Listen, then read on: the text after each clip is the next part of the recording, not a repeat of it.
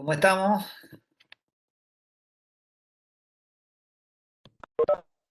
Bueno, Hola. De frío. El tema este no está muy bueno. Microbiología lo está liquidando.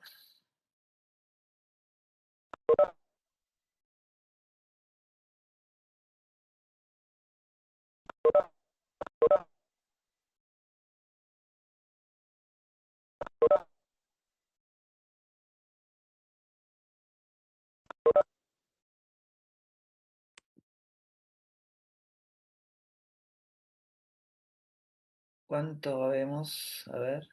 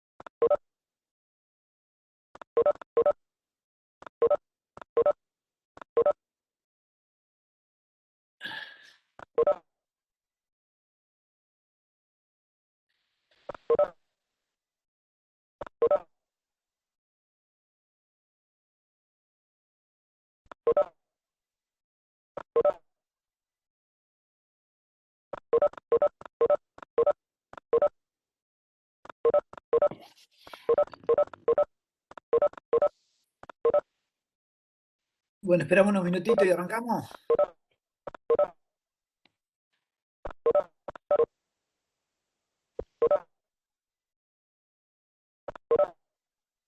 Hace frío, los días se acortan.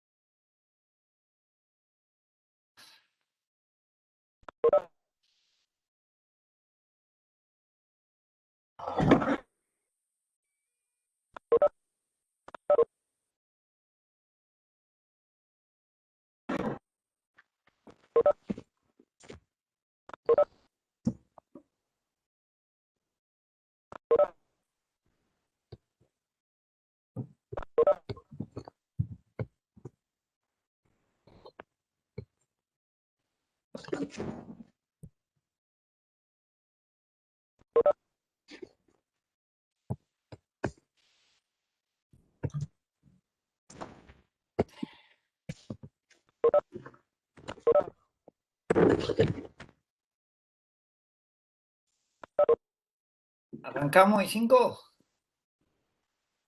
Muchos no me conocen, pero tengo una neurosis con los horarios, yo tengo problemitas. Dale, sí, no hay problema, profe.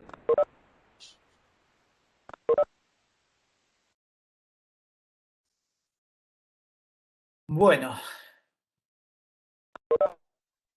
después vemos cómo hacemos para que los demás compañeros entren. Me quedé pensando un poco, parece un castigo cuando uno siempre intenta discutir la semiología como herramienta un poco del pasado, cómo la tecnología ha impactado en nuestra formación como internista, ¿no? Yo pensaba y estuve tentado a un poco armar la clase con un cardiólogo que está en la cátedra, que seguramente les va a colgar una charla muy buena de aparato circulatorio, pero también me parecía interesante, es como ejercicio, ¿no? Como ejercicio de historia clínica, o sea, no quiero ser reiterativo, pero yo me parece que el ejercicio de historia clínica uno lo podría aplicar a la cardiología, a la neurología, a la dermatología, a cualquier especialidad, si uno tiene esa sistemática, esa lógica de analizar o de cómo llevar desde el interrogatorio sistematizado a un examen físico hoy sistematizado y también una forma de comprender cuándo son necesarios los métodos complementarios. Entonces, si uno dijera hoy valvulopatías y claramente va derecho uno al método complementario, porque hoy hay un desarrollo de la ecocardiografía, Doppler, que nos muestra superficie, forma de, digamos, de insuficiencia, velocidad, volumen, nos da toda la información necesaria para tomar cualquier decisión que uno pueda plantearse en lo que es un sistema valvular y si es quirúrgico o no es quirúrgico, pronóstico, pero más allá de eso, yo decía, bueno, entiendo que es eso, pero también entiendo que cuando ustedes llegan al examen y uno dice soplos, entra en una situación de angustia que bueno, voy a tratar de que no vincularme tanto con la práctica médica de ustedes, sino vincularme un poco con la imaginación de ustedes a la hora de resolver una problemática que puede ser un examen de semiología cuando les toca cardiovascular y quieren huir de esa instancia y se las voy a hacer llevarlos para el lado de cómo uno piensa como profe y cómo ustedes pueden salir de una situación compleja con un poco de información necesaria y la tranquilidad para pensar cada una de las respuestas.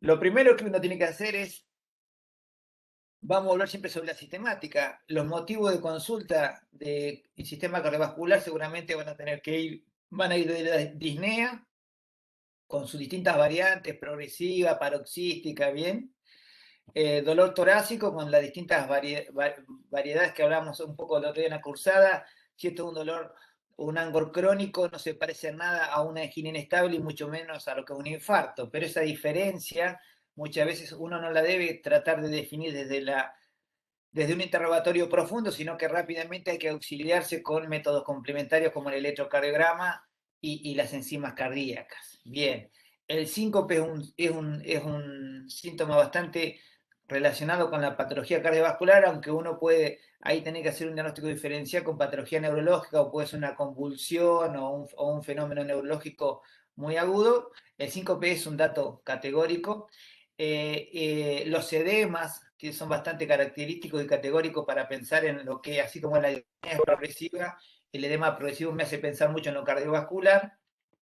Y la cianosis central, puntualmente, uno también la vincula con determinada patología cardiovascular congénita o la periférica, cuando uno piensa que hay una demora en el tránsito de esta bomba o de este aparato circulatorio y la capacidad de retorno venoso que explica mucho. Entonces, esa instancia como motivo de consulta, cómo llevarlas al examen físico sistematizado. Entonces, si ustedes me preguntan a mí cómo ordenaría mi historia clínica y van a ver que, bueno, mis alumnos un poco yo les intento armar una historia clínica que se parezca a ellos, o sea, una historia clínica modelo como ellos la piensen, como ellos se acostumbren. Bueno, Yo después en la impresión general rápidamente pondré el aparato cardiovascular, por una cuestión de que si la impresión general es regular a mala y el aparato cardiovascular no estaría funcionando, ahí todo lo que venga después de eso sería complejo. Entonces, si uno diría, bueno, un poco en la historia clínica de la imaginación de Marcelo, pone impresión general, le da mucha trascendencia a la impresión general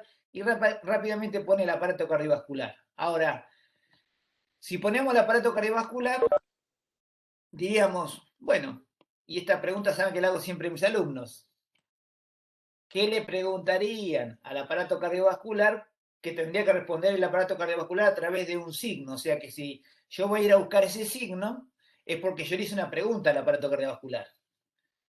La pregunta al aparato cardiovascular, ¿cuál sería? La primera pregunta. Va a haber muchas, pero hay una que yo le hago primero. Está funcionando. Y ahí la tiro. ¿Cuál? Está funcionando. Sí, sí, sí, sí. Sí, si el motor está apagado, estamos en problemas. Funcionando, bueno, entonces uno dice, bueno, pero básicamente ese funcionando en el aparato cardiovascular significa si la bomba está perfundiendo. O sea que uno podría decir que el aparato cardiovascular yo lo podría comenzar a examinar por los pies. Entonces yo voy, toco los pies del paciente y si ese paciente tiene temperatura adecuada y tiene una coloración adecuada, no está cianótico, no está con livideces, tiene buenos pulsos, la bomba de perfusión yo la estoy evaluando desde la periferia. Y si a mí lo que me interesa es saber que la bomba está perfundiendo, entonces ese aparato cardiovascular, de alguna forma uno podría decir que el paciente está hemodinámicamente estable o el paciente está bien perfundido. Fue la primera pregunta que le hago.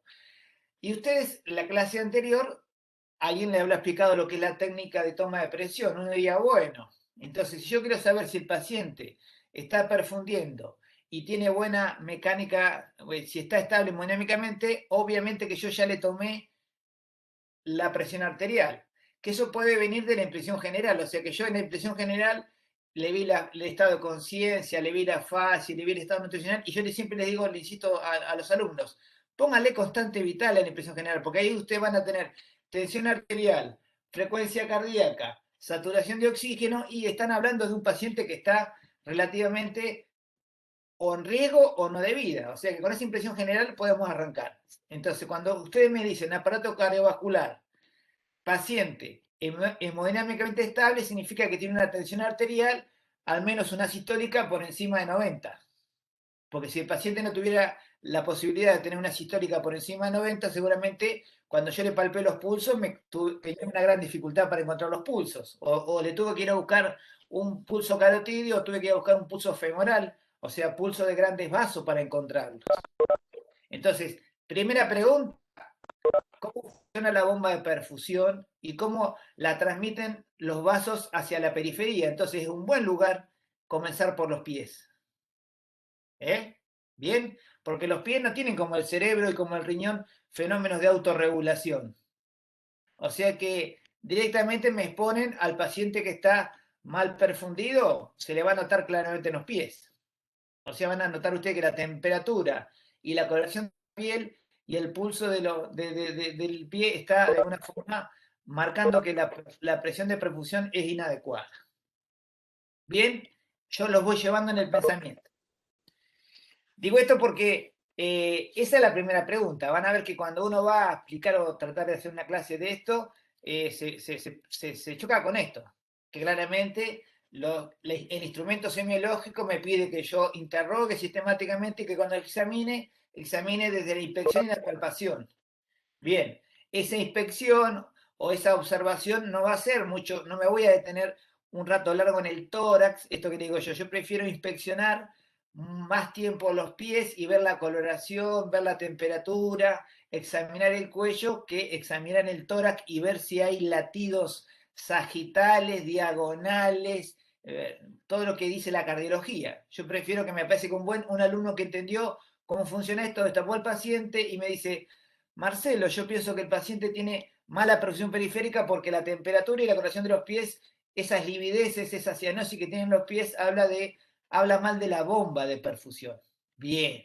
Ahora, si alguien me dice, no, Marcelo, yo estoy pensando que esto tiene una hipertrofia del BD porque estoy viendo un latido diagonal. Y me suena raro al menos.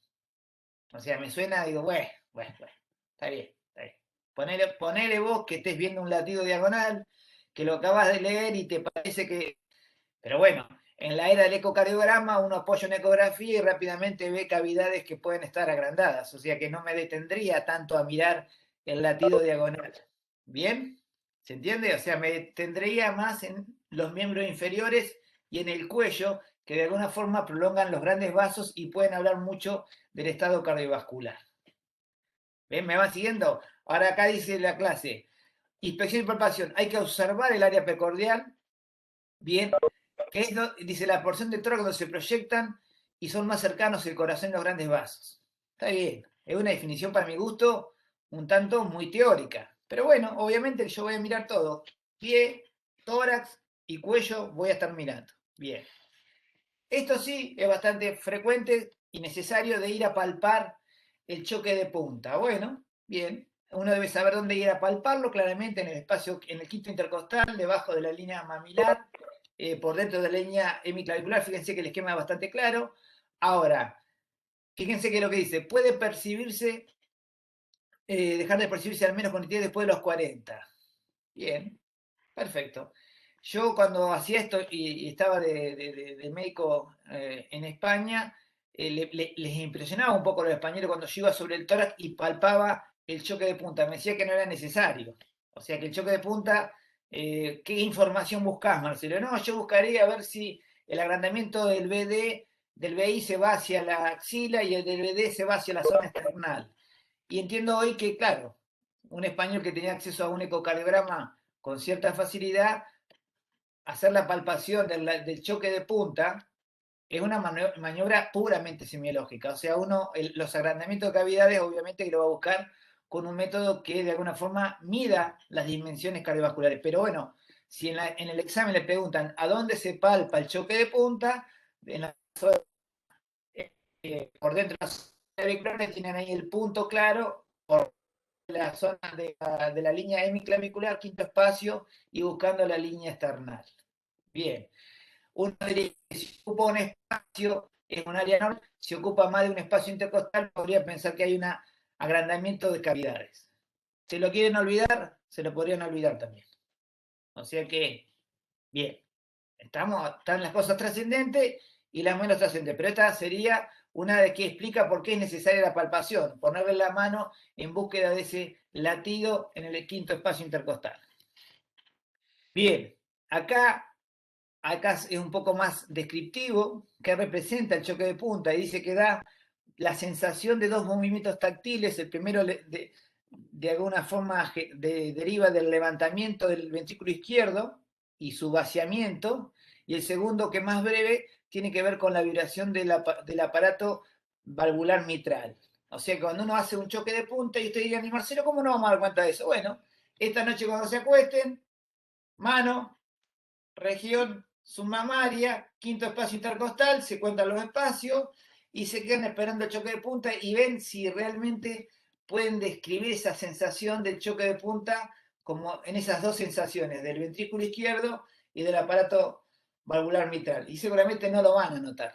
Van a notar el choque de punta, van a decir claramente, pero quizás esto explica un concepto que cuando los pacientes hacen crisis de ansiedad angustia, generalmente es nocturna. ¿Y por qué? Porque al estar acostado, la punta está más cerca de la pared, entonces cuando hacen palpitaciones o digamos, algún tipo de arritmia benigna, esa cercanía que tiene la punta sobre la pared torácica hace que lo perciban y generalmente son pacientes que van a la guardia y dicen, tengo la sensación de que el corazón se me va a detener. Bueno, básicamente es esta sensación que el tórax evidencia en esa área el choque de punta y transmite de alguna forma la vibración sobre la zona torácica. Entonces, cuando uno va a palpar, lo que intenta palpar es percibir esa sensación. Ahora, que alguien me diga que busca agrandamiento de cavidades palpando la punta del corazón, ya es más complejo. Bien, la palpación que me puede mostrar, bueno, todos los fenómenos vibratorios de la circulación a través de cavidades cuando las ausculto son soplos y cuando las palpo son frémitos. O sea que hay distintas situaciones patológicas o de aumento del volumen o de, digamos, turbulencia dentro de las cavidades que si yo las llegara a palpar, uno podría decir, acá hay un frémito. O sea que, así como la tiroides cuando estaba agrandada, no sé si se acuerdan cuando vieron cuello y el bocio, uno podría ver que si el bocio era difuso y grande y estaba hipervascularizado, uno le apoyaba la mano en la superficie tiroidea, uno podría palpar el frémito de esa mayor circulación. Lo mismo podría pasar en un determinado soplo que tenga una magnitud lo suficiente como para hacer vibrar las estructuras, que cuando yo apoyo la mano en el área, imaginémonos una estenosis mitral severa, yo le apoyo la mano en el área mitral y voy a palpar la vibración, o sea que sería como palpar un soplo.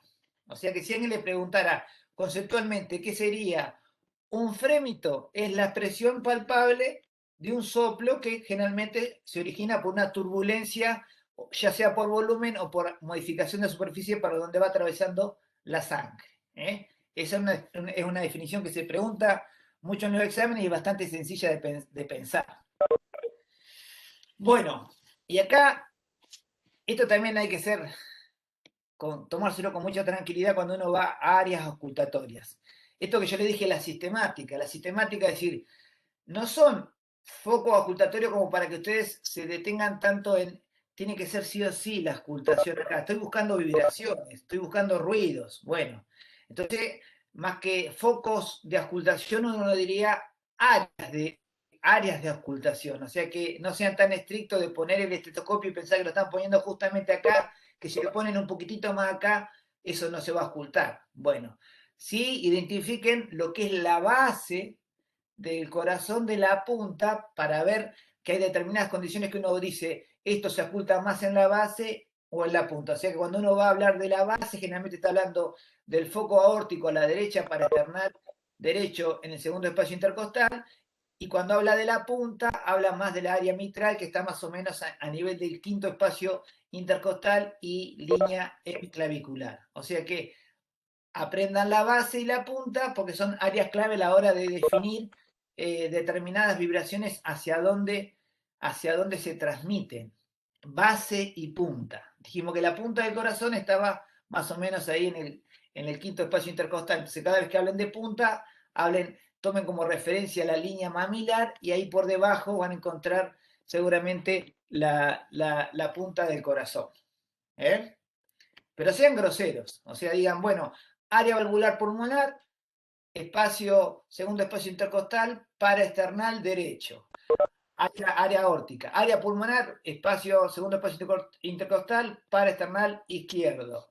Área tricuspidia, región de apófisis sifoide. Región mitral, quinto espacio a la altura de la hemiclavicular izquierda, más o menos. Groseramente van a encontrar así los focos, entonces establezcan una sistemática, vayan siempre por los focos izquierdos, que son los que más, ustedes saben que es un sistema de alta presión, el de cavidad de izquierda, entonces es el que seguramente les va a permitir a ustedes recoger más información. Cuando tengan más experiencia, pueden interpretar más lo que pasa en cavidades derechas, pero por lo pronto, lo grosero que ustedes, si hoy van a acostarse, apóyense el estetoscopio en cavidad de izquierda y van a notar mucho más sencillamente los ruidos. ¿Se entiende?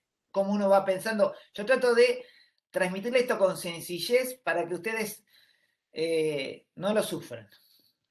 Bien, los focos de ocultación acá tienen definiciones muy claras. ¿Ves? Que corresponde al área de mayor contacto del foco mitral del ventrículo izquierdo con su pared. Dijimos que ahí estaba la punta, o sea que el área de la punta, acuérdense que tenía un segundo componente que era el área básicamente de la estructura de la válvula mitral. Bueno, entonces cuando piensen en punta, piensen que están de alguna forma ocultando un área mitral. En cambio, el foco tricuspidio, dijimos que estaba más en la zona de la apófisis sifoide, el foco aórtico lo tenían más acá a la derecha, segundo espacio, el aórtico accesorio lo tienen a la izquierda y en el tercer espacio intercostal, y el foco pulmonar a la izquierda y en el segundo espacio intercostal. Pero acuérdense que son áreas, claramente. Esto sí me interesa más. O sea que uno trata de que ustedes salgan un poco de las ciencias básicas. Dijimos que la semiología era un nuevo idioma, que era un poco más arbitrario, que no todo se explicaba, que no era tan sencillo, pero bueno, claramente cuando queremos entender al corazón, tenemos que hablar de dos fases muy claramente diferenciadas, la sístole y la diástole. Acá en este caso vamos a usar para diferenciar o para entender el primer ruido y el segundo ruido, en ese espacio o ese pequeño silencio aparece la sístole, y del segundo ruido hacia el primer ruido, en ese espacio o gran silencio aparece la diástole. Bien, independientemente que esto sea un juego de presiones, de un circuito cerrado donde se abren y se cierran compuertas y se mantienen estas instancias de gradiente de presión para explicar por qué un flujo va en una dirección y no en otra, claramente cuando esto se vuelve patológico es cuando empezamos a encontrar la diferencia. Ahora, ustedes están en la etapa donde lo que tienen que descifrar inicialmente es el circuito fisiológico, el circuito normal, o sea que esta noche con el estetoscopio no busquen ningún circuito patológico, busquen simplemente tratar de identificar el primer ruido, el segundo ruido, ese pequeño silencio en la sístole, del segundo ruido hacia el primer ruido, ese segundo silencio en la diástole. Si ustedes esta noche logran eso, para mí será prueba superada, que intento decir, bueno, empecemos por lo básico, o sea, yo no puedo hablarle a ustedes de valvulopatía, que seguramente lo vamos a mencionar y vamos a ver algunas causas, pero en la práctica lo primero a identificar es primer ruido, cierre de válvulas auriculoventriculares, segundo ruido, cierre de válvulas semilunares o sigmoideas, bien, de segundo ruido hacia primer ruido, claramente diástole, entre el primero y el segundo ruido, sístole.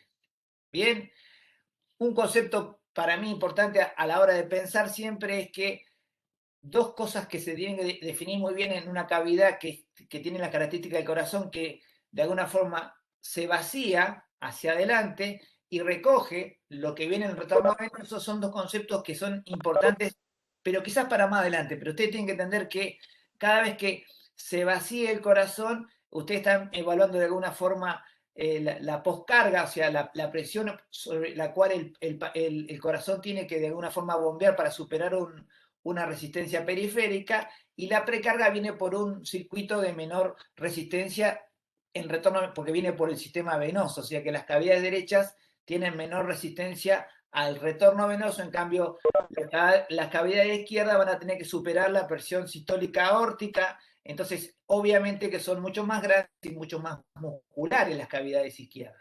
Bien, un sistema de alta presión y un sistema de baja presión, o sea que uno recoge el retorno venoso y uno expulsa contra una resistencia de presión arterial. Bien, o sea que si bien es una división de un todo, que sirve para entender algunas cuestiones. Bien, bueno, dijimos que simplemente por esta noche vamos a tratar de identificar el primer ruido, o sea que van a poner el estetoscopio. Pregunta, si el estetoscopio lo vamos a poner para tratar de identificar el primer ruido, díganme dónde pondrían el estetoscopio para identificar el primer ruido. En el foco mitral. Brillante. En el quinto espacio intercostal del lado Bien. izquierdo. Bien, o sea, lo pongo en la punta, donde está el aparato Claro, valvular mitral. donde Brillante. indicaste. Porque estoy buscando lo que es el primer ruido, que es el cierre de válvulas auriculoventriculares. Entonces, la que más ruido va a ser la mitral y la tricuspidia. Bien, seguramente que ese primer ruido que reúne a las dos, de alguna forma, esta noche deberían encontrarlo. Bien, es el inicio de la sístole, o sea que lo primero que sucede para que comience a levantar presión de vaciamiento el ventrículo es que se cierran las aurículas ventriculares. Primer ruido, voy en búsqueda de eso. Segundo ruido, ¿dónde lo van a buscar? En el foco Foco aórtico o En la base. o el foco pulmonar. En la base. Me encantó que dijo la base, en la base. O sea, ya estamos hablando de punta y base. Bien, en la base. En la base va a haber componentes aórticos y componentes pulmonares, entonces yo voy a buscar ahí. Segundo espacio intercostal, a la izquierda o y voy a estar encontrando ahí el segundo ruido, segundo componente. Brillante. O sea que hoy tac, estetoscopio acá, estetoscopio acá, estetoscopio acá, y empiezo a entender primero, segundo ruido, y si identifiqué primero, segundo ruido, mi oído tiene que entender que hay un pequeño silencio y después queda como un espacio más largo que sería el segundo silencio. Entonces empiezo a diferenciar ahí sístole de diástole. Vamos bien, vamos bien. Vamos. Tercer ruido. Bueno, acá empezamos a meterle complejidad a la temática, entonces uno diría, bueno, el tercer ruido siempre es patológico. No, porque hay situaciones donde es fisiológico el tercer ruido. Pero si ustedes me dicen a mí, con el oído que tienen ustedes y con el oído que tengo yo, cada vez que encuentren un tercer ruido, piensen que es patológico. Y vincúlenlo siempre a la insuficiencia cardíaca. O sea que yo tengo primer ruido, base, punta. Segundo ruido, base. Tercer ruido, epa, los liquidé. Tendría que estar en todo los cuatro focos. Punta. ¿Y Punta, la punta? ¿Y la punta, punta? punta, punta, punta. Y con campana. Punta y con campana. Es llenado ventricular, o sea que es una rigidez que tiene el ventrículo al llenarse, habla de cierta insuficiencia, entonces se escucha mejor en la punta. O sea que acuérdense que no tenemos que ser tan estrictos porque hay un aparato que se llama ecocardiograma que nos va a destruir, pero por lo menos, cuando uno piensa en un tercer ruido, generalmente habla de un llenado ventricular rápido, de un corazón que se dilata en forma, o sea que tiene una dificultad para distenderse, por eso genera mucha vibración, entonces aparece primer ruido, segundo ruido, tercer ruido. O sea que ustedes pónganlo como si fuera en una secuencia, primer ruido, segundo ruido, tercer ruido. O sea que la pregunta sería, ¿en qué parte del ciclo cardíaco está el tercer ruido? Al final de la sístole. Los voy a romper. A ver. Al final Lo de que la sería el sístole. llenado ventricular, claro, diástole. No, al final de la sístole no, amigos. Si tenemos primer ruido, segundo ruido, ya se acabó la sístole. O sea que para el tercer ruido empezamos en la diástole ya. Y si fíjate que lo que dice que representa una vibración de llenado, el corazón se llena en diástole. Antes del primer ruido sería. Llenado ventricular. Sería después del segundo ruido. ¿Me van Bueno, siguiendo? pero antes del primer ruido también, ¿o no? No, porque estaría el cuarto por ahí. Yo quiero que vos te lo imagines, porque cuando yo te diga cuarto ruido, decime dónde está el cuarto ruido entonces. Antes Cuarto del, siento del que primer ruido. antes del primer. Entonces, le dije, déjame que yo juegue con tu imaginación para que vos te puedas acordar que primero viene primero, después viene segundo, después viene tercero, después cuarto. Entonces te va a ser más fácil. El tercero estaría pegadito, digamos, al segundo, ¿no? Claro, entonces uno cuenta 1, 2, 3, 4. 1, 2 están en la sístole, 3, 4 están en la diástole. ¿Les parece? Para su imaginación, yo estoy tratando que esto sea sencillo, no es tan sencillo, pero bueno, lo podemos pensar sencillo. En el momento del examen, hacen un dibujito y cuando están preguntando dicen primero, segundo, sístole, tercero, cuarto, diástole y no se pueden confundir. ¿Bien? ¿Vamos hasta ahí? Cuarto ruido, dice, corresponde a la contracción auricular, o sea, la patada auricular, y se oculta mejor en la base del apéndice cifoide, o sea que indudablemente que también se oculta más en la zona de la punta, más allá que sea de la base del apéndice cifoide, o sea que los ruidos agregados pareciera ser que se ocultan mejor en la punta del corazón. O sea que ante la duda, tercer y cuarto ruido, en el área de las válvulas auriculoventriculares. ¿Bien? ¿Me van siguiendo? Bueno. Sí, Dicen que impecable. el cuarto ruido siempre es patológico, y el tercer ruido porque puede haber una situación de aumento del volumen circulante, como puede ser el embarazo, una niñez donde el tercer ruido podría ser fisiológico. Pero en esto que se dice que el tercer ruido puede ser fisiológico, muchas veces yo he visto desaprobar alumnos porque le dicen, decime qué es el ritmo de galope. Y como el alumno quedó enganchado con que el tercer ruido podría ser fisiológico, no dice primero, segundo y tercer ruido más taquicardia. Y el ritmo de galope es eso, primero, segundo ruido, tercer ruido más taquicardia. O sea, ese 1, 2, 3 taquicardia, ese es ese sonido de galope y generalmente está asociado a la insuficiencia cardíaca. Fíjense qué tal, ¿eh? Mi pueblo todavía andan a caballo. ¿Está? O sea que vinculen el galope con primero, segundo, tercer ruido y eso vincúlenlo a estados de insuficiencia cardíaca. La pregunta sería, ¿la taquicardia es frecuente en insuficiencia cardíaca?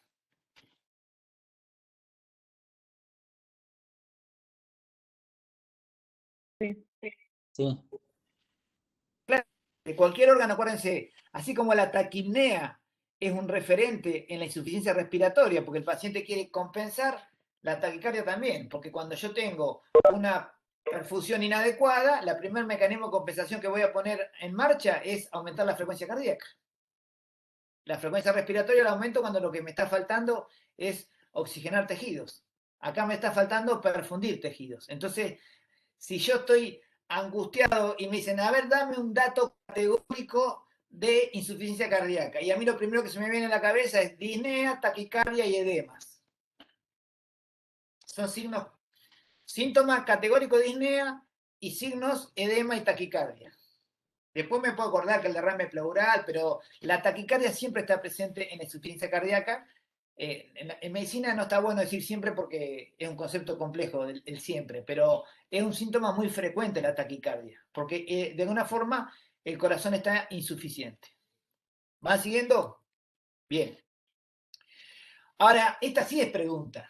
Te dicen, bueno, cuando vos ya dijiste que el primer ruido, te pensaste que eras cardiólogo, porque el primer ruido dijiste que era el cierre de las aurículas ventriculares y se ocultaba mejor en la punta, te dicen, bueno, a ver, deme causas de aumento de intensidad del primer ruido.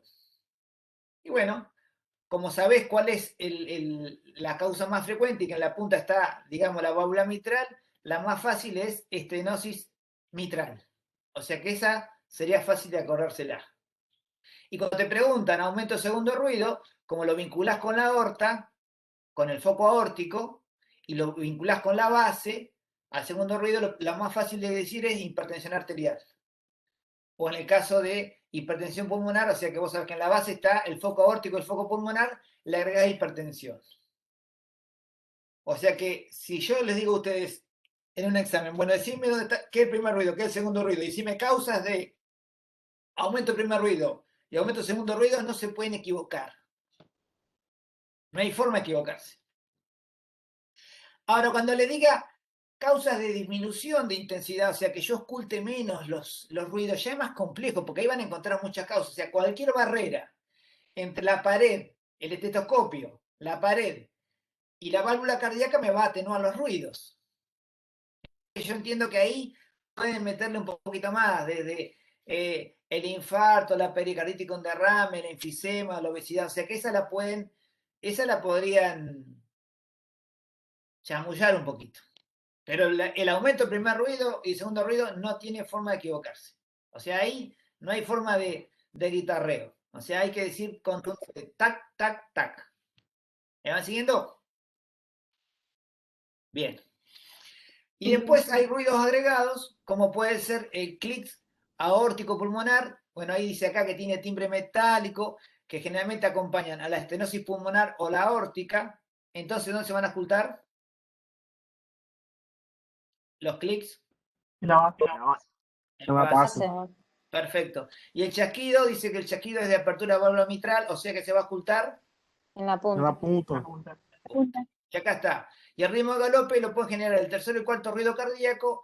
A esta imagen le falta asociado a taquicardia. O sea que puede haber 1, 2, 3, 1, 2, 4. Esa forma de galope, si le pongo taquicardia, es galope. Bueno, para mí me interesa más esto. Definimos. A ver, vamos a hacer un ejercicio. Vamos a hacer un ejercicio que viene bien. Ahí justamente tiene la mala suerte Emilio que aparece en la cámara, porque debo haber no sé cuántas personas y justo me va a aparecer Emilio en la cámara. O sea, este chico que no le juega la quiniela porque no va a tener suerte. Me aparece Emilio en la cámara y yo te dije el otro día, el jueves pasado, que tenías que aprenderte un versito cardiovascular. ¿Te lo acordás cómo es el versito cardiovascular? Algunas partes del versito, me acuerdo. A ver. Bueno, lo que vos dijiste lo primero que vos dijiste, a ver si está profundiendo bien, que lo vamos a Bien. evidenciar a través de la piel, la temperatura, los edemas. Después, lo que me acuerdo es, bueno, sin presencia de soplos, vos lo dijiste en un O sea, vos momento. fíjate, yo te dije R1, R2, nomofonéticos, silencios libres. O sea que, fíjate, te hablé de R1, de R2 que son homofonéticos, o sea, no están ni aumentados ni disminuidos, y te dije que los silencios estaban libres, o sea que te dije que no había soplos ahí. R1, R2 homofonéticos, silencios libres. No, no yugular ingurgitada, no edemas, frecuencia cardíaca 80 por minuto, regular, tensión arterial 120-80. No edemas. O sea, fíjate cuánto hablé del aparato cardiovascular. Y hoy estamos hablando de soplos que simplemente me dice, y de ruidos, y de R1, R2. O sea que en lo que es el examen físico del aparato cardiovascular estoy hablando poco, pero estoy diciendo que R1 y R2 son homofonéticos. O sea que yo identifiqué la sístole y la diástole porque digo silencios libres. O sea que no hay soplos ni sistólicos ni diastólicos. O sea que si yo digo eso, estoy diciendo que este paciente no tiene valvulopatías. R1, R2 no homofonéticos, silencios libres. Pulsos presentes y simétricos. Mirá cuánta cosa dije. No se observa yugular irritada, no edemas, y había comenzado diciendo que tenía buena perfusión periférica. Hey, Profe, eso es la sistemática que yo quiero que entren ustedes. O sea que en vez de leer tanta cosa y soplos con nombre propio y no sé cuántas cosas más, Austin Flynn y qué sé qué, no. Si están frente a una bomba de perfusión, bueno, sepan mirar una bomba de perfusión y analizarla estas cosas. Entonces, si tenemos que dar soplo, vamos a dar soplo. Bien, vamos a dar soplo y acá estamos discutiendo soplo. Bueno, por definición, dijimos que soplo es una cuestión de que algo aumentó en volumen o en turbulencia que generó una vibración y que yo la voy a ocultar con el estetoscopio. Bien. Ahora, si yo quiero analizar una posible etiología de lo que yo estoy ocultando, de lo que yo interrogué, tengo que tener como si fuera una sistemática. ¿Qué pregunta me hago cuando apoyé el estetoscopio en el foco aórtico? ¿Qué estaba pensando? Porque habitualmente uno agarra, va con el estetoscopio al hospital, me saco el estetoscopio, me lo pongo y voy y lo apoyo en el foco aórtico. Y yo digo, ¿y qué estás pensando? Y nada, Marcelo, estoy tratando de encontrar algún ruido que me diga algo. Bueno, yo sé que estás buscando tratar de que el Bluetooth te diga dónde está el primero y el segundo ruido porque querés identificar si hay sístole, hay sí o sí, pero vos querés identificar un soplo. Y yo te voy a decir muy sencillo, una vez que vos te hagas el oído de los primer silencio y segundo silencio, es muy fácil encontrar soplo. Es muy fácil porque lo que no te permita identificar el Bluetooth, Bluetooth, Bluetooth, Bluetooth, lo que interfiera con el Bluetooth, Bluetooth, Bluetooth, es un soplo. O sea que si yo no escucho Bluetooth, o soy sordo, o hay un soplo. ¿Se entiende? Y si yo lo escucho más cerca del Bluetooth que del dub, seguramente estoy más cerca de hacia adelante de la sístole o hacia atrás de la diástole. A veces el soplo me lo esconde. Pero bueno, lo primero que me debería preguntar es cuál es el área de máxima auscultación. O sea que arranqué en el foco aórtico, me fui al pulmonar, me fui al mitral, me fui al tricuspidio y digo, este sonido raro, que no me... ¿Dónde está? ¿Cuál es el foco máxima auscultación? Bien, como ya tengo identificado el primer ruido, porque ya identifiqué el primer ruido en el área de la punta y el segundo ruido mejor en el área de la base, me pregunto en qué parte del ciclo está ese soplo. ¿En el pequeño silencio o en el gran silencio? Si ya lo tengo identificado, me pregunto si radia a cuello, si radia axila o si radia a punta, porque hacia donde irradia significa hacia dónde va la sangre. Eso también habla de la posible etiología. ¿Cuál es su intensidad? Ustedes seguramente en esta etapa identificarían grandes soplos, o sea, muy intensos, soplos capaz que 3, de intensidad 3 en 6. Cuando se va haciendo uno el oído, quizá identifique uno de intensidad 2 en 6 y el de intensidad 1 en 6 es discutible porque generalmente algunos observadores lo ocultan y otros no, o sea que es el que está en discusión. O sea que ustedes sepan que la intensidad del soplo, ahora vamos a ver, va del 1 al 6, el 4 ya tiene frente, o sea, ya es un gran soplo, es de alta intensidad, y el 6 no necesita de estetoscopio, o sea que es grosero. Bien. Pero para mí lo que más me interesa es qué otros síntomas acompañantes tiene el paciente. Porque si yo lo interrogué bien, el paciente ya me tiene que haber dado algún dato más, porque si yo me voy a pensar que simplemente voy a estar interrogué, no encontré nada, me pareció nada, y voy a ir a ocultar un soplo, que fue un hallazgo, es raro que fuera un hallazgo, o sea que algo omití, o en el interrogatorio, o algo estaría revisando mal yo, para que un soplo de determinada intensidad sea un hallazgo solitario.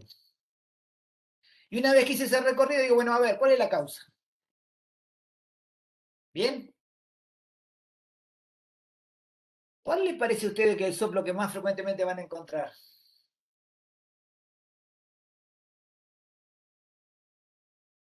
Acuérdense que la semiología es el arte de pensar en frecuencia. Soplos de origen aórtico. Y jugátelo un poquito más, anda un poquito más allá, estás bien, pero ¿qué más? Ese está bien, o sea que la aorta es uno de los soplos que más frecuentemente se dan, pero ¿cuál puntualmente? De soplos de estenosis. Estenosis aórtica. O sea que la calcificación de la válvula aórtica es un proceso degenerativo que aparece con la edad. Entonces, vamos a encontrar mucho en los abuelitos los soplos de estenosis aórtica. Entonces, cuando se quieran hacer el oído para la estenosis aórtica, cada vez que venga un familiar con adultos mayores, díganle, pará. A ver, pará que vengo, agarra el estetoscopio y voy a ir, te voy a escultar. Y van a saber que se tienen que posicionar en el foco aórtico, o sea, van a ir a buscar el segundo espacio intercostal y se van a parar a la derecha. Y se van a fijar si el soplo irradia al cuello. O sea que si esa vibración irradia al cuello. O sea que la van a identificar en la sístole, en el pequeño silencio, y se van a fijar si irradia a cuello. ¿Bien?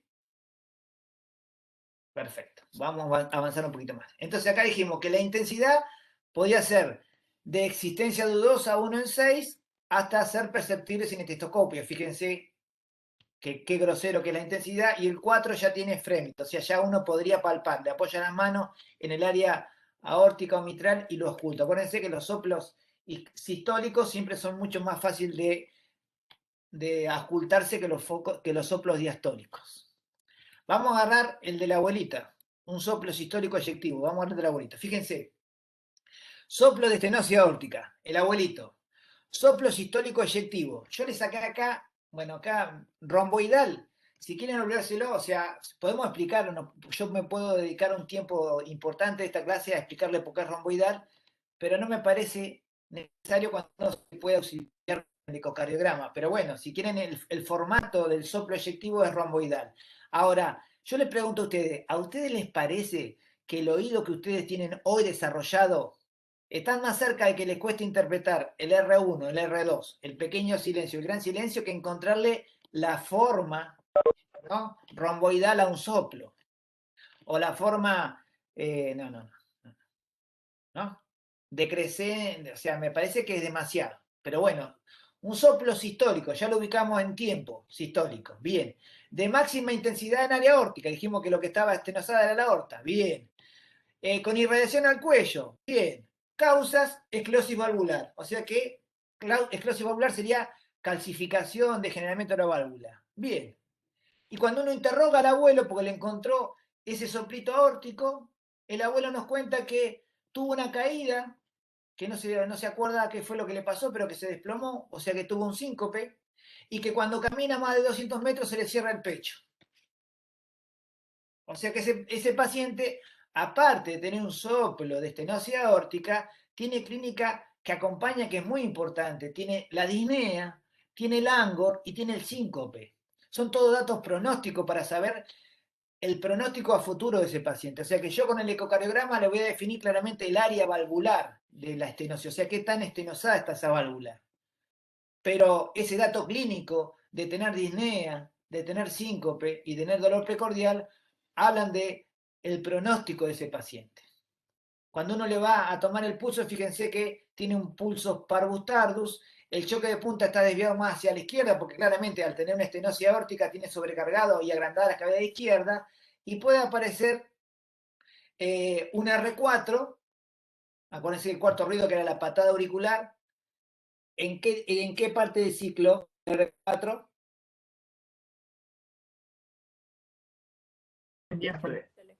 Bien, Antes, Diástole. sí. bien. O sea que en el ciclo, diástole. Tercero y cuarto, diástole. Bien. Y puede aparecer un R2 desdoblado, o sea que esta sobrecarga sobre la válvula aórtica o esa degeneración de la válvula aórtica puede ser que se separe un poco de la rama del ruido del R2 pulmonar. Bien. Cuando ustedes quieren repasar los soplos sistólicos, lo que pasa en la aorta podría pasar en la pulmonar, si yo estenoso la pulmonar. O sea, así como estenose la aorta, lo que yo puedo tener es un soplo también protosistólico eyectivo porque estoy estenosando la válvula pulmonar. Máxima ocultación en el foco pulmonar donde está estenosada. Puede tener frémito, o sea que es de alta intensidad, y puede tener un clic de apertura. O sea que acuérdense que los clics de apertura son de la aorta y de la pulmonar. Pero fíjense que acá las causas son congénitas o funcionales. O sea que, si la quieren olvidar, estenosis pulmonar, se los permito. No se pueden olvidar estenosis aórtica. ¿Vamos por ahí? Les sirve, si quieren la estenosis pulmonar, les sirve para repasar la estenosis aórtica. Debería pasar lo mismo. Cambiamos el foco de auscultación, de máxima auscultación, y cambiamos el lugar hacia donde irradia. ¿No? ¿Bien? Fíjense que acá hay un dato que por ahí importante, que es el R2, que sería el segundo ruido. Acuérdense que es por cierre de las simoideas, se desdobla en forma permanente. O sea, está enferma la pulmonar, entonces se retrasa tanto el componente pulmonar que se desdobla en forma permanente. ¿Bien? Bien. Ahora los soplos no son eyectivos, sino que son regurgitantes. O sea que cuando yo contraje el corazón, mando presión y flujo hacia la raíz de la aorta. La raíz de la aorta estaba chica y yo hice un soplo eyectivo, romboidal, si quieren olvidárselo, y que irradia cuello. Pero ahora el soplo no es eyectivo, sino que es regurgitante. Entonces, ¿cuál es la válvula que está enferma si el soplo es regurgitante? La mitral. Bien, bien. Entonces, ¿dónde se va a ocultar? En la punta. En la En la En la punta. punta. Bien, o sea que lo que estoy teniendo es que tengo una insuficiencia mitral, o sea que la aorta era chica o la mitral está insuficiente. Entonces cuando yo eyecto, tengo un soplo por salida eyectivo o porque cuando va la sangre hacia la mitral me la encuentra insuficiente, me la encuentra abierta. Estoy en la sístole. Estoy en la sístole. Es un soplo sistólico, pero tiene características regurgitantes. Es soplante. Bien, dijimos que el foco mitral, y acá puede haber distintas causas, como ya acá no aparece la degenerativa como aparecía en la aorta, sino que estos son secuelas de la fiebre reumática o la endocarditis infecciosa. Fíjense que estas son situaciones, la endocarditis infecciosa es una emergencia infectológica y también cardiológica, porque si a vos se te rompes la válvula mitral en forma aguda, el corazón va a entrar rápidamente fallo de bomba. Entonces una cosa es encontrar un soplo de estenosis aórtica y otra cosa es encontrar un soplo de insuficiencia mitral por una endocarditis en un contexto de un síndrome infeccioso. ¿Ven? Que fíjense la clínica, edema agudo de pulmón, insuficiencia cardíaca izquierda, o sea que este paciente entra en una emergencia cardiológica, este paciente se nos muere. Por eso que es importante saber, aparte de auscultar un soplo, ¿en qué contexto? Porque imagínense que ustedes se van a pensar, a buscar en este escenario un desdoblamiento del segundo ruido. Yo los liquido. O sea que acá va a haber tanto ruido a nivel pulmonar que no van a encontrar ningún ruido. O sea, o sea, acá el paciente está con agua hasta hasta el vértice, o sea que se está muriendo, o sea que no se pongan a buscar ninguna cuestión rara de la auscultación. Acá muy sencillo, acá el diagnóstico es edema agudo de pulmón. Este es el diagnóstico. Y en el contexto de un paciente febril y que alguien le haga un ecocardiograma y que le encuentre una válvula insuficiente mitral, ahí está la causa. Pero acá el paciente está en unidad coronaria, le hicieron hemocultivos y le hicieron un ecocardiograma. Acá este diagnóstico no es me tomé 2 horas para ocultarlo. Fíjense, acá tiene una causa de R1 disminuido y fíjense R3. Qué coincidente, ¿no? Hay un R3, un edema de pulmón, insuficiencia cardíaca y que alguien me diga que el R3 es fisiológico. Fíjense. Miren que acá no sé qué. Pongo a probar por las dudas. Fíjense que acá la historia es, no sé qué dice Macana, puse a probar y no sé qué, me pone un papelito ahora, un cosito. El R3 vincúlelo siempre a la insuficiencia cardíaca. Miren que dice Macana, no sé qué apoyé acá y dice Macana.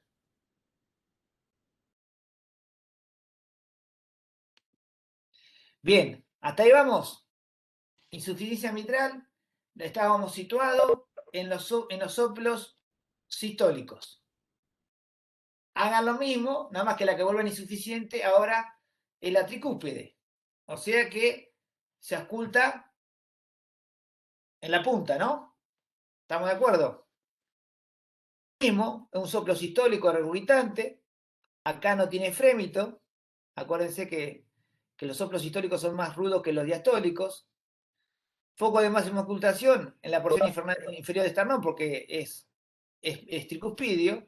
Y acá encuentran lo mismo, fiebre reumática, pero acá puede ser por dilatación del ventrículo derecho. O sea que si yo tengo una dilatación del ventrículo derecho, puede ser que se me dilate la válvula tricúspide, ¿no? Porque se dilata el ventrículo, entonces dilatarse el ventrículo se me dilata la válvula auriculoventricular. ¿En qué contexto se da eso? Es si yo subiera mucho la presión pulmonar, así como yo cuando yo le subo la presión a la aorta, el ventrículo izquierdo se me dilata. Si yo le subiera mucho la presión a la arteria pulmonar, el ventrículo derecho también se me puede dilatar. Y en esa dilatación del ventrículo derecho, puede ser que la válvula derecha, que la válvula tricúspide se me vuelva insuficiente. Bien, si lo quieren olvidar, se lo pueden olvidar. Bien, salimos de los soplos sistólicos. O sea que si yo tengo que decirle a ustedes, si ustedes yo digo, bueno, vamos a una cosa. El examen viene más o menos, vamos a hablar de soplo. ¿Qué sería lo más estratégico que tienen que hacer ustedes? Sí, doctor, perfecto. Vamos a hablar de estenosis aórtica, doctor. Y ahí me hablas un montón. Me hablas del foco de máxima ocultación, de hacia dónde irradia, de la característica del pulso, de que el paciente puede tener ango, puede tener síncope. Hablaste un rato de valvulopatías y me hablaste de la más fácil, de la estenosis aórtica, de la del abuelito. Y me hablaste media hora. Ahora, si a vos se te da por meterte en valvulopatías derecha o en tetralogía de Fallot, yo te digo que pero vos sos suicida, amigo, o sea, que querés que te... Querés, claro, vos querés desaprobar. ¿Se entiende? Pero vos solo fuiste a ese lugar. Yo no te pregunté a Austin Flynn ni nada. Vos saliste para ese lado. Tenías que haber salido para estenosis aórtica o insuficiencia mitral. Soplos sistólicos. Bien, ahora vamos sobre los soplos diastólicos. Bien, diástole. ¿Entre qué ruido y qué ruido está la diástole? R2 y Primero y R1. segundo. ¿Quién dijo 3 Segundo y y 4? Te primero. voy a meter la mano acá adentro y te voy a buscar. Que el 3 y 4 está en la diástole, sí, pero la diástole, ¿entre qué ruido está? R2 y R1. Segundo y el primero. Perfecto, entre R2 y R1. El gran Ahí silencio. está. Claro, exactamente, gran silencio. Perfecto. Entonces, de repente, la válvula aórtica se volvió insuficiente. Bien, perfecto. Entonces, cuando yo estoy en diástole, me vuelve la sangre de la aorta hacia el corazón. Entonces me da un soplo aspirativo, se vuelve la sangre hacia el corazón. Y se irradia hacia el borde izquierdo del esternón y la punta. O sea que el soplo irradia hacia donde viene la sangre y viene de la aorta hacia el ventrículo. O sea que cuando yo le pregunto, ¿hacia dónde irradia el soplo de estenosis aórtica? Hacia la punta. Borde izquierdo del esternón y A la punta del corazón. Hacia la punta ¿Hacia del dónde corazón. irradia el soplo de la estenosis aórtica? Al cuello. Hacia el Cuello. cuello. Ah, Porque la sangre va para el cuello. ¿Y hacia dónde irradia el Kenny. soplo? ¿Hacia dónde irradia? El de la estenosis va para el cuello. ¿Y hacia dónde irradia el de insuficiencia aórtica? Hacia la punta. Ahora Bien. sí es a la punta. Bien, hacia dónde va la sangre. La sangre viene bajando de la aorta y se me va a meter el ventrículo, o sea que va hacia la punta. Bien, bien, bien. Y fíjense que otra vez la causa aparece la endocarditis como causa. Fíjense, la endocarditis como causa.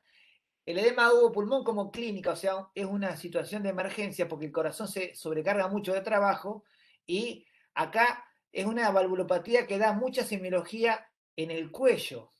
¿Pero por qué da una mucha semiología en el cuello? Porque continuamente el corazón está descargando presión y volumen sobre una aorta que está vacía. O sea que cada vez que bombea el corazón sangre, encuentra una aorta vacía, o sea, encuentra un gran gradiente de presión.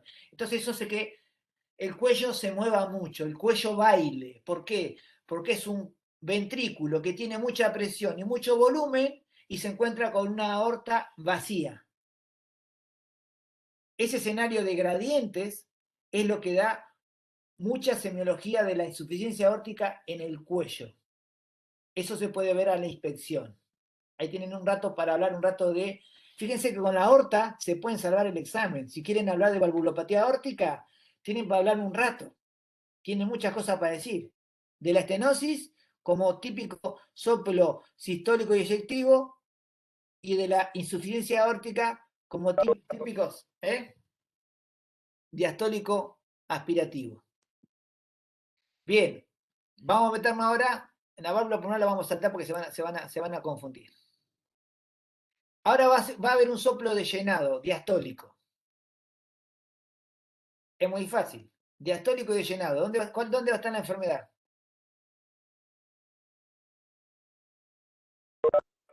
Las válvulas auriculoventriculares. ¿Cuál? ¿En cuál? ¿Mitral? Mitral. Acuérdense que son más frecuentes la patología izquierda siempre.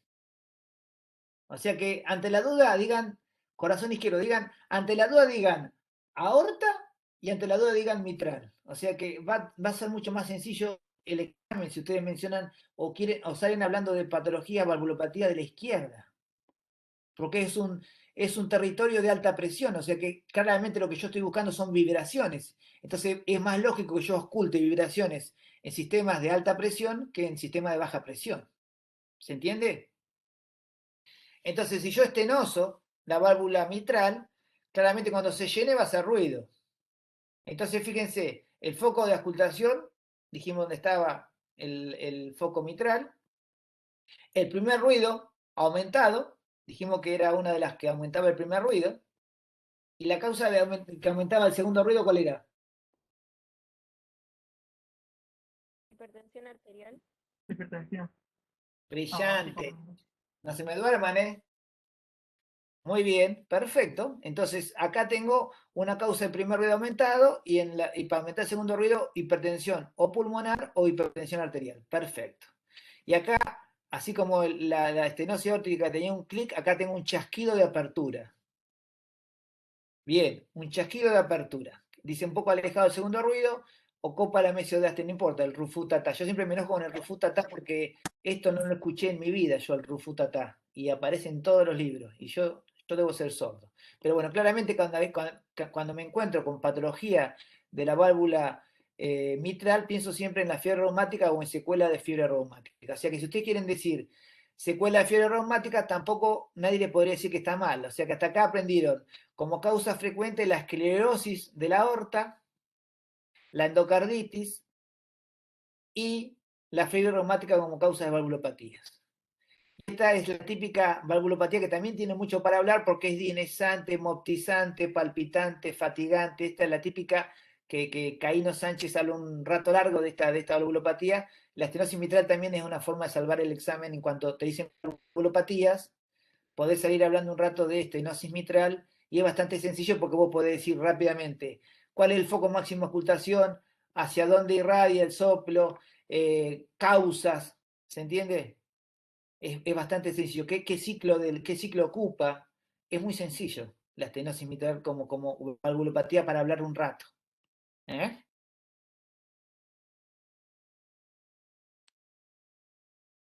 Estenosis tricuspidia, la pueden olvidar. Bien, entonces este es el cuadrito un poco que ustedes tienen que tratar de poder hacer. Sáquenle la pata esta característica con respecto a cuando yo lo hago respirar y cómo cambia con la inspiración y expiración, pero sí, acuérdense siempre de cuáles son las manifestaciones clínicas que acompañan.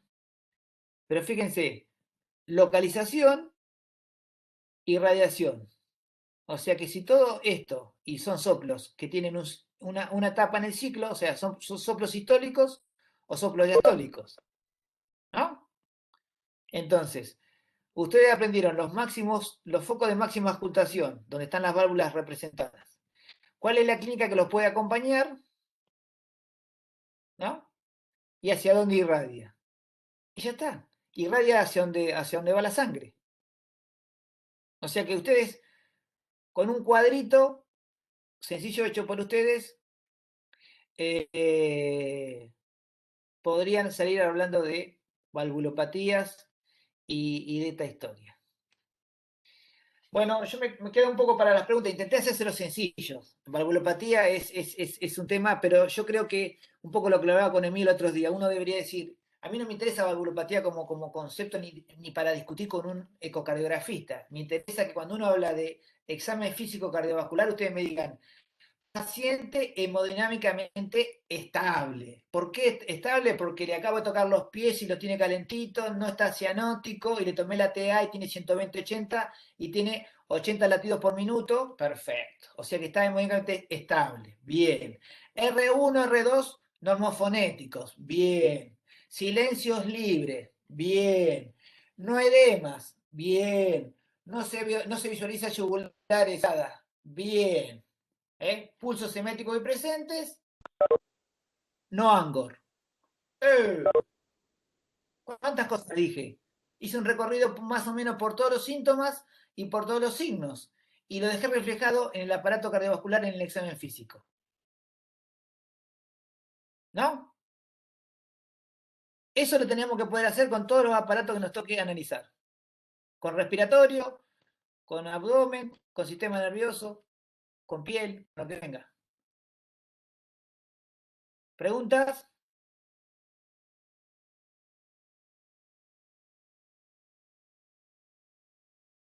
¿Qué dicen?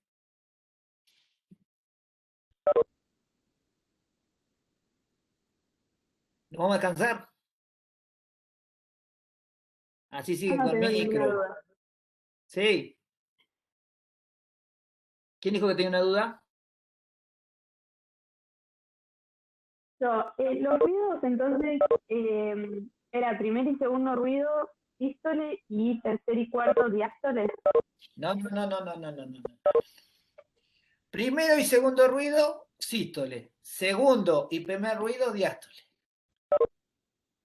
El tercer y cuarto ruido están dentro de la diástole. ¿Se entiende? Vos haces una línea. Hace una línea así. R1, un espacio R2, sístole. Y después de R2 a R1 otra vez, tenés la diástole. Bien. Dentro de esa diástole, pegadito al R2 está el R3 y pegadito al R1, o sea, antes que el R1 está el R4. ¿Se entiende? Pero vos acordate que vos tenés dos ruidos normales, que son R1 y R2, que te limitan la sístole y la diástole. R3 y R4 son ruidos agregados, no son ruidos fisiológicos. O sea que vos tendrías que hacer un dibujito que diga R1, R2, R1. Entre R2 y R1 hace una distancia más larga. A tu imaginación para que vos digas, ese es el gran silencio y el pequeño silencio es R1. Para poder meter los soplos en el pequeño silencio o en el gran silencio. Cuando yo describí dije, paciente con R1, R2 normofonéticos, silencios libres. Bárbaro, gracias.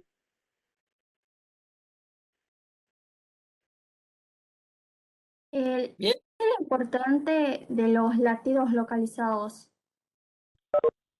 Eso que hablamos, o sea, me parece que la cuestión de la palpación y la inspección de los latidos localizados no me parece lo trascendente. O sea, pensar que yo puedo visualizar determinadas patologías que me generen agrandamientos ventriculares a través de la inspección de los latidos localizados me parece una exageración.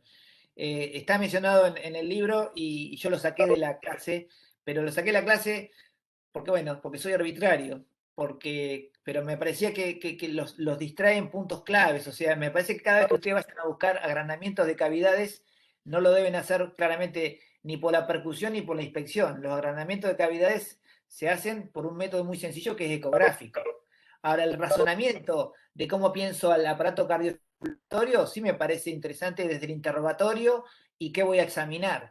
Pero cuando yo ya me paso de semiólogo, ya me estoy yendo un poco al diablo. O sea, ya me parece que eso es una exageración. O sea, entiendo que cuando uno escribe un capítulo de un libro, tiene que ponerle condimentos para que sea rico en cuanto a la inspección, a la palpación, a la percusión y la escutación, pero a la hora de pensar, yo intento que ustedes piensen lo más sencillo que puedan en esta etapa. En esta etapa, cuando le agregamos muchos condimentos, los termino confundiendo.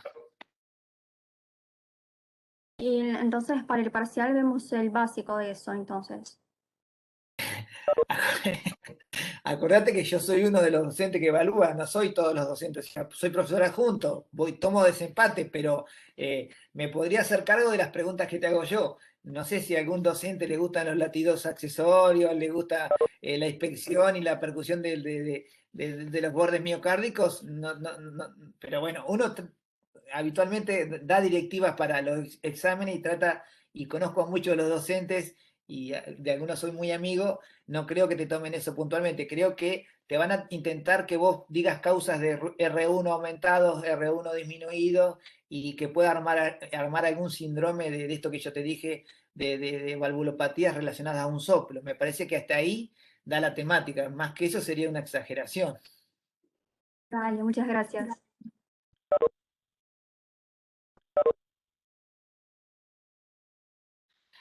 Bueno, nos vemos el jueves con algunos y un placer verlos bien. Cuídense. Muchas gracias. Muchas gracias. Muchas gracias.